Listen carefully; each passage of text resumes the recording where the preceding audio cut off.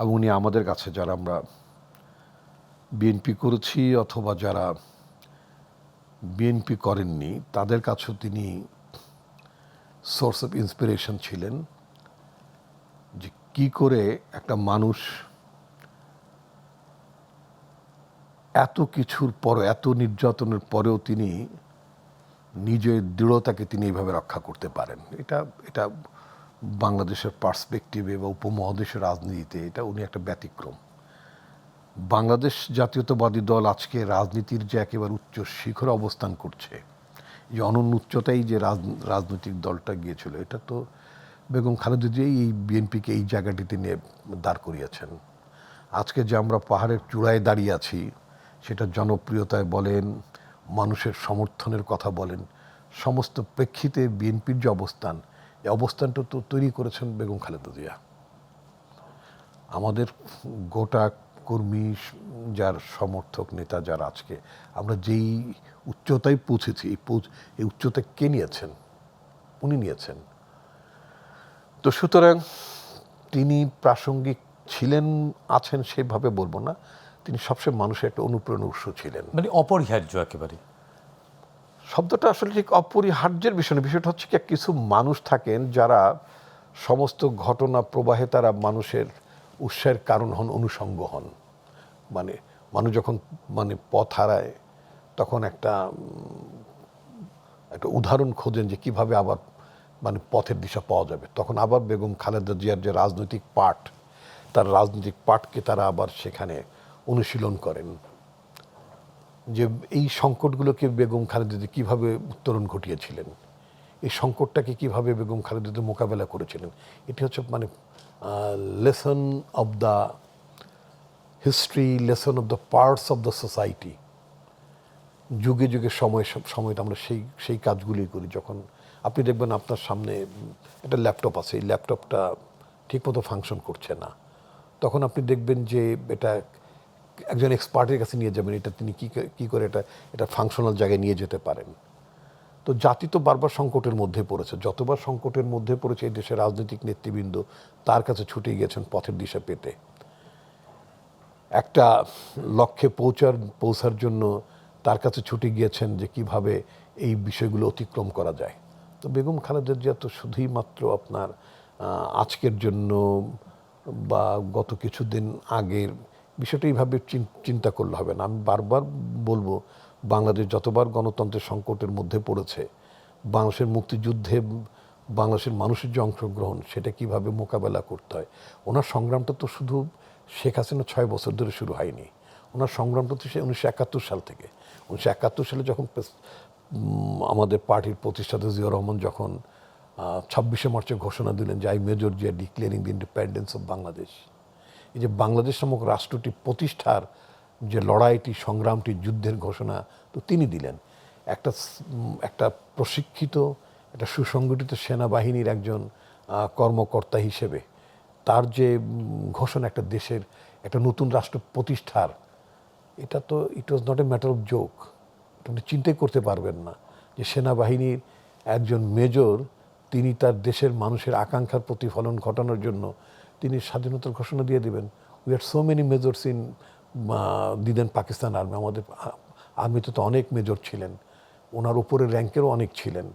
But who dare to announce this proclamation? এই proclamation দেওয়ার মতো সাহস, এই সূর্য, এই দূরদৃষ্টি কার ছিল?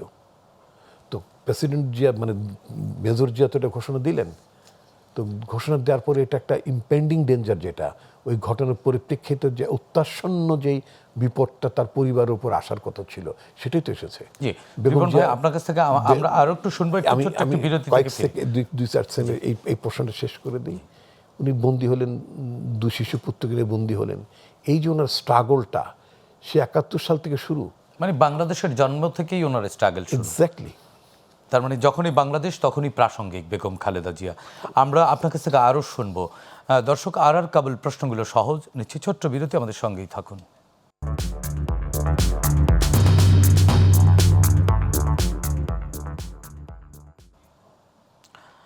দর্শক, আর কাবুল প্রশ্নগুলো সহজ, ছোট্ট বিরতির পর আবারও ফিরলাম আলোচনায়। রিপন ভাই, আপনার কাছ থেকে আলোচনা শুনছিলাম বেগম খালেদা জিয়া বাংলাদেশের জন্মের সাথেই যার স্ট্রাগল জড়িয়ে আছে। হ্যাঁ, যেটা যেটা আপনাকে আমি বিরতির আগে বলছিলাম সেটা হচ্ছে যে একেবারেই আমাদের মুক্তিযুদ্ধের শুরুতে, একেবারে মুক্তিযুদ্ধের শুরুতে যখন তৎকালীন মেজর জিয়া আমাদের পার্টির, পরবর্তীতে আমাদের পার্টির প্রতিষ্ঠাতা প্রেসিডেন্ট জিয়াউর রহমান, তিনি যখন মুক্তিযুদ্ধের সময় মুক্তিযুদ্ধকে ঘোষণা দিলেন, স্বাধীন বাংলাদেশের ঘোষণা দিলেন, তো একটা একটা একটা সুসংগঠিত সেনাবাহিনীর বিরুদ্ধে আরেকটি রাষ্ট্র নির্মাণের আরেকটা রাষ্ট্র প্রতিষ্ঠার ঘোষণা, এটা কি পাকিস্তান সরকারের জন্য বা পাকিস্তান সেনাবাহিনীর জন্য এটা সহজে হজম করার বিষয়? তো তারা স্বাভাবিকভাবেই বেগম খালেদা জিয়াকে, মানে অর্থাৎ জিয়াউর রহমানের পত্নী, তার পুত্রদেরকে গ্রেপ্তার করলো এবং গ্রেপ্তার করে সেনানিবাসে তাদেরকে অন্তরীণ করে রাখা হলো। এই যে মানে অন্তরীণ অবস্থা, তার যে লড়াইটা, তার মানে আপনি চিন্তা করতে পারেন যে মুক্তিযুদ্ধের সময় হানাদার বাহিনীর হাতে ধরা পড়া 2 শিশুপুত্রকে নিয়ে নিশ্চিত মৃত্যু, যেই অমানবিক জীবন, তার স্বামীর মানে ফিরে আসা, বাংলাদেশ সৃষ্টি না হলে তো প্রেসিডেন্ট জিয়াউর রহমান মানে ফিরে আসতে পারতেন না। এই যুদ্ধটা যদি ব্যর্থ হতো তাহলে কি হতে পারতো, জাস্ট সিনারিওটা যদি চিন্তা করেন। তো সেই থেকে এরপরে আপনি জাতি যতবার ক্রান্তিকালে পৌঁছেছে, যতবার সংকটের মধ্যে পৌঁছেছে, কোনবার না either president Ziaur Rahman, president Zia সেই মানে 25শে মার্চের আই মেজর জিয়া বলেই ক্ষান্ত হননি। এগেইন 1970, মানে আমি শুধু মানে 75-এর রাজনৈতিক বিপর্যয়ের পরেও প্রেসিডেন্ট জিয়াউর রহমানের কথা বলতে যে জিয়াউর রহমানের নাম প্রাসঙ্গিকভাবেই আসবে, অনিবার্যভাবেই আসবে, আবার জিয়াউর রহমানের নাম উচ্চারণ করার সাথে আপনার ম্যাডামের নাম আসবে। বাংলাদেশের ইতিহাস, বাংলাদেশের জাতিরাষ্ট্রের সৃষ্টির এবং জাতিরাষ্ট্রের যে আপনার সামনে এগিয়ে যাওয়ার যে প্রত্যয়, এই প্রত্যয়ের সাথে জিয়াউর রহমানের নাম যেভাবে জড়িত হয়, অঙ্গাঙ্গিভাবে বেগম খালেদা জিয়ার নামও সেভাবে চলে আসে।